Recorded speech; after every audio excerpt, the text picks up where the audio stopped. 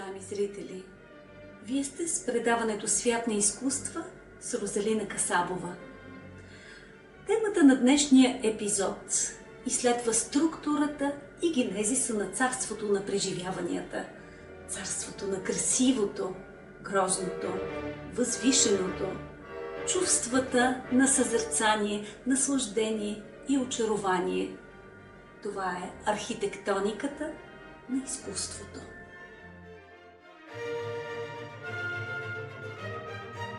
За да бъде представенето пълноценно, ще използвам механизмите на симбиотичното взаимодействие между структурните елементи и философските вплитания в изкуството.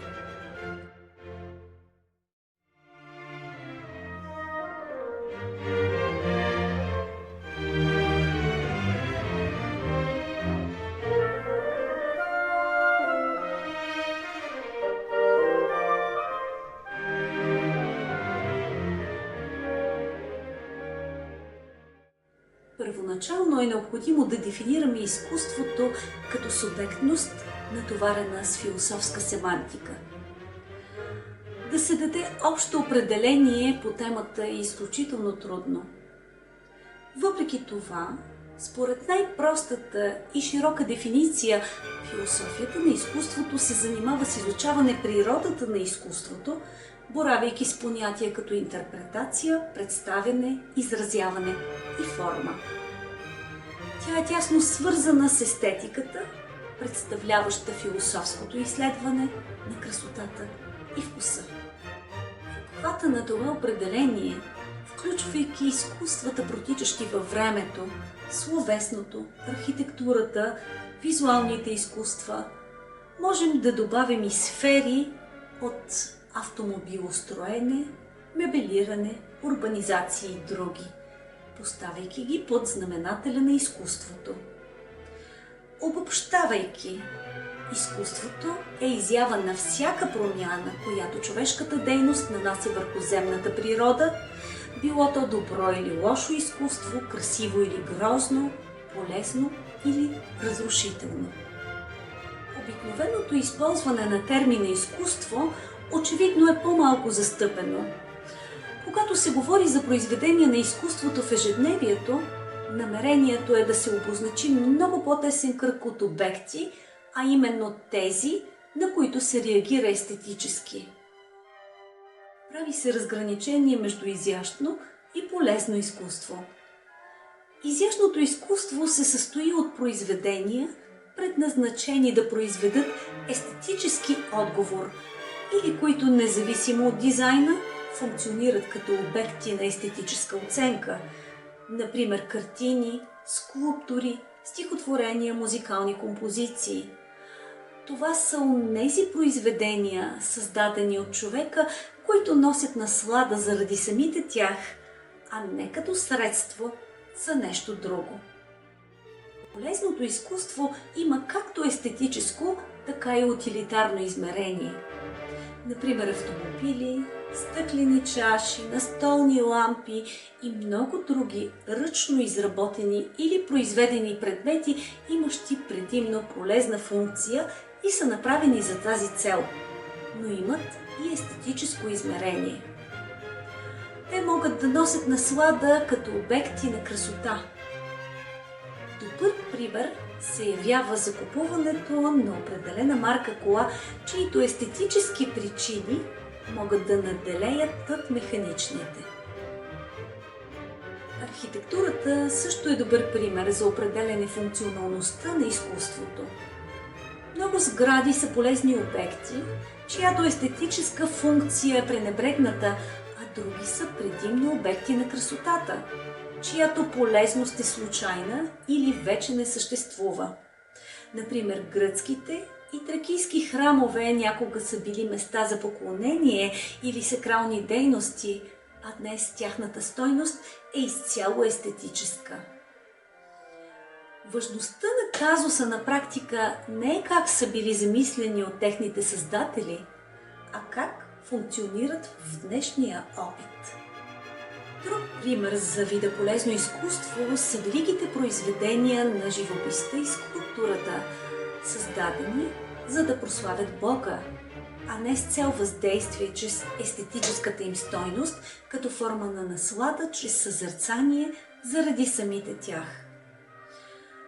Трябва да се добави, че художниците несъмнено са вплитали естетическите си субективни виждания, създавайки творбите си, тъй като те са били перфекционисти като творци, а и по тяхно време не е имало дефиниране на естетическото устойностяване, чрез което да артикулират своите цели.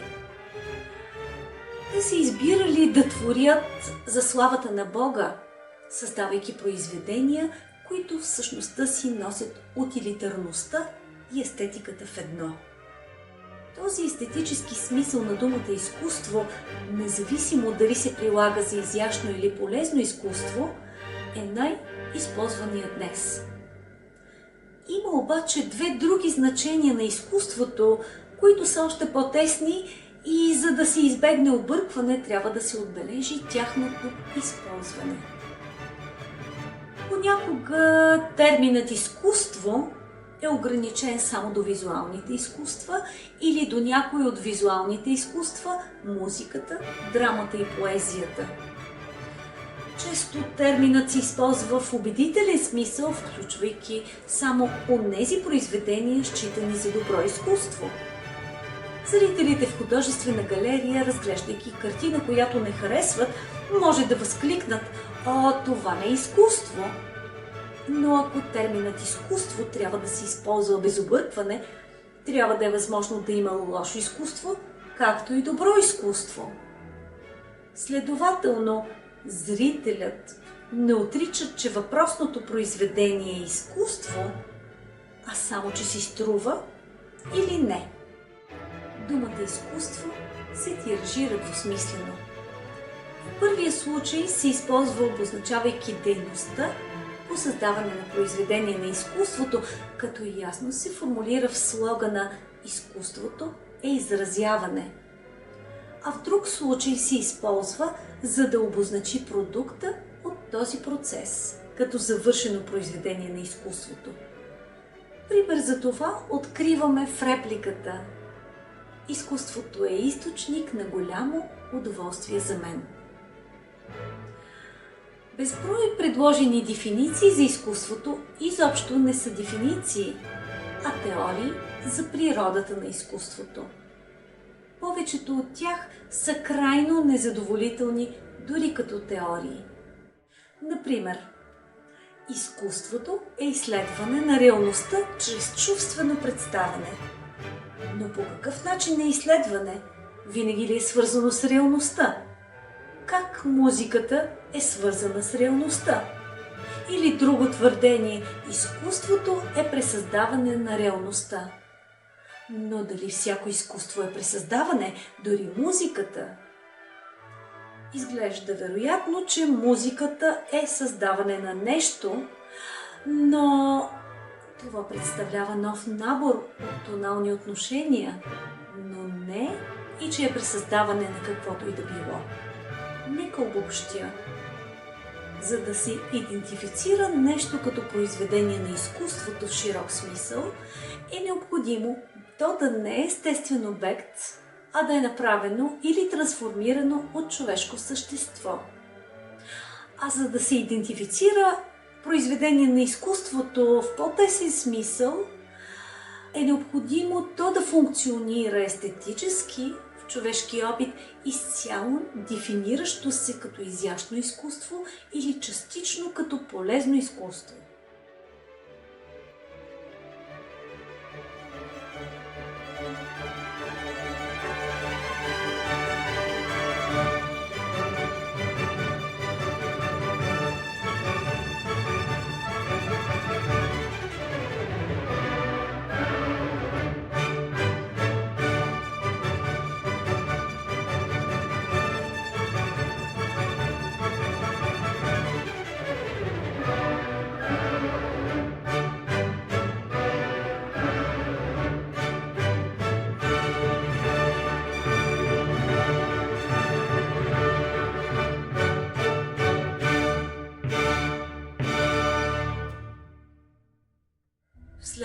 минути ще чуете импресия из моята книга "Мистерии на любовта". Творецът. Тя бе творец. Владееха я стихиите на музите. В онзи миг тя се изправи пред портата на мечтите. Необходим бе един жест. Изобилието обхвана с вълнение обвитото и във възторг сърце. Дълго дъха и бе търсил проявленията на изкрящи вселени. Вселени, оставящи следи. Всички ги бе отсветила и поставила в колесницата на нейните превъплъщения. В онзи ден всичко бе различно. Златистата светлинна пътека бе обсипана с диханието на божественост. Тя прекрачи прага и засия в единството на безкрая.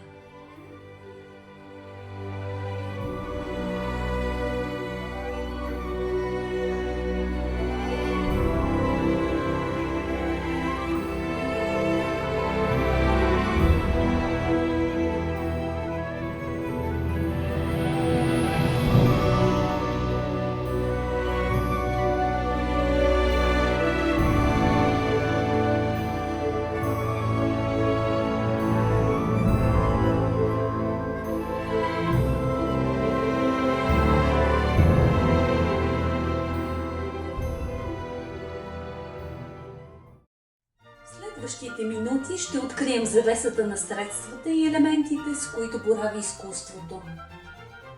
В контекста на всяко произведение на изкуството има три елемента за разглеждане. Първият е генезисът на художественото произведение. Включва всички психични състояния на твореца, съзнателни и несъзнателни, при създаване на произведението, включително намерението му по отношение на произведението, както и всички фактори, довели до тези състояния на ума. Например, духът на епохата, социално-икономическите условия на времето или обмен на идеи с други творци. Каквито и фактори да са помогнали за формирането на произведението, преживяното от твореца при създаване на произведението съставлява художествения опит. Вторият елемент – артефактът или произведението на изкуството, създадено от творец като публично достъпен предмет, е онова, което обикновено се нарича самото произведение на изкуството. Според някой, то съществува само в съзнанието на художника. Следователно, физическият артефакт се явява ефект от произведението на изкуството. Но в обикновената употреба, както и в дефинираната от философи на изкуството, произведението се идентифицира с физическия артефакт, тъй като той вече съществува в физическата среда. Онова, което се случва в съзнанието на създателя, вече се съдържа в първия елемент. Третият елемент или въздействието на произведението на изкуството върху публиката включва всички ефекти, породени като въздействие, включително естетическите и неестетически реакции, както и влиянието му над културата, състоянието на знание, морал и други подобни. Като трети елемент се явява и естетическото преживяване, което включва вниманието на наблюдателя към произведението на изкуството заради самото него, а не заради някаква скрита цел. Разбира се, изкуството има много ефекти, които не са естетически. Този опит принадлежи на потребителя на изкуството, за разлика от художествения опит, който принадлежи на твореца. Всяко произведение на изкуството се появява през конкретна среда. Това означава, че има някакъв физически обект или поредица от събития, чрез които произведението се съобщава на реципиента посредством сетивата. В живописта средата е боя. В скулптурата това е камъка, дървото, метала или други материали.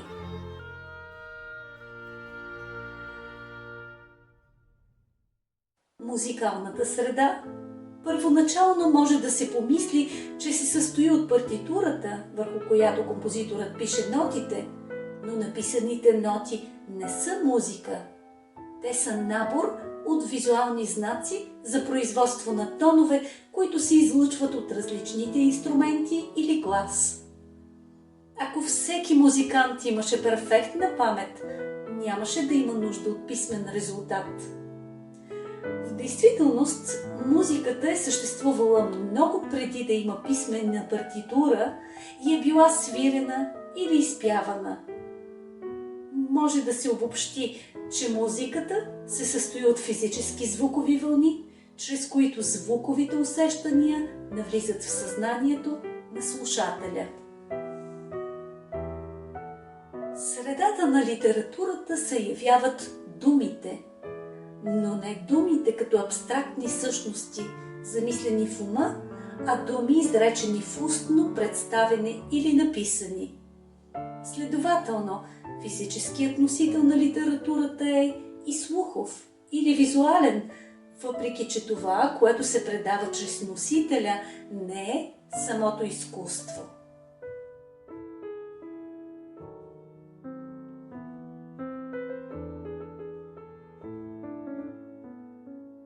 Представяйки архитектониката на изкуството, е необходимо да споменем и за класификацията на изкуствата според техните среди на въздействие. Има много начини за класификация според тяхната цел, намерения, според техните ефекти. Но най-обичайният и най-фундаменталният метод за класифициране на изкуствата е според техните среди на взаимодействие и въздействие. Оформени са няколко категории изкуства – визуално, слухово, словесно и смесени изкуства.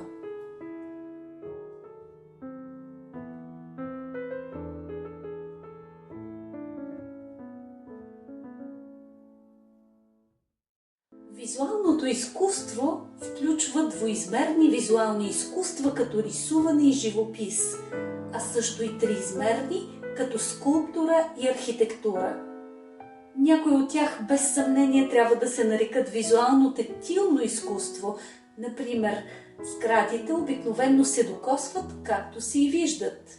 Скулптурите могат да бъдат по-пълноценно оценени, ако се докосват, както и се виждат. Дори картините понякога могат да имат достатъчно триизмерност, за да отплатят изживяването чрез допир. Във всеки случай, всички тези изкуства се обръщат преди всичко, макар и не изключително, към зрението. Артефактът е обект в визуалната среда. Слуховото изкуство включва музика във всичките й форми, но не и песни, опера и онези изкуства, които комбинират музика с литература. Така както средството за визуално изкуство е зрението, средството за слуховото изкуство е звукът. В слуховото изкуство, за разлика от визуалното, няма физически обект. Има само временна последователна поредица от звукови вълни, излъчвани от различните инструменти. Докато не се излъчват такива тонове, не съществуват звуци. Съществува само партитурата, от която може да се възпроизведе музика. За разлика от съществуването на картини и скулптури, съществуването на музикални звуци е периодично. В какъв смисъл тогава музиката съществува между изпълненията? Съществува само в смисъл на пространствено времево проявление, възпроизведено от писмена партитура.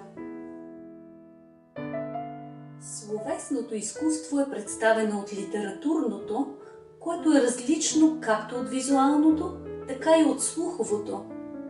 В поезията има звукови ценности, особено когато се чете на глас, но литературата като звук сама по себе си би била най-бедното от изкуствата.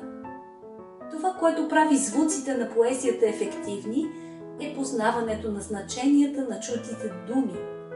Слушането на звуците на стихотворение или пиеса, произнесени на непознат език, дава само бегла представа за стойността на чутото. Познаването на значенията на думите прави възможно да се оцени изкуството на литературата. Смесените изкуства съчетават по различен начин горните три вида изкуства. Драмата съчетава изкуството на литературата с визуалните, на костюмите, сценичния дизайн и други. Операта съчетава музикалното изкуство с литературното и визуалните изкуства на сценичния дизайн. Танцът съчетава визуалния спектакъл на движещи се тела с музикален съпровод, понякога с придружаващи думи и често с сценичен дизайн. Песента съчетава думи с музика. Филмът съчетава визуалния с вербалния компонент, включващ и музикален фон. Днешният епизод завършвам с цитата на Стендъл. Във всички видове изкуства е необходимо да влагаш само онези чувства, които искаш да събудиш от другите.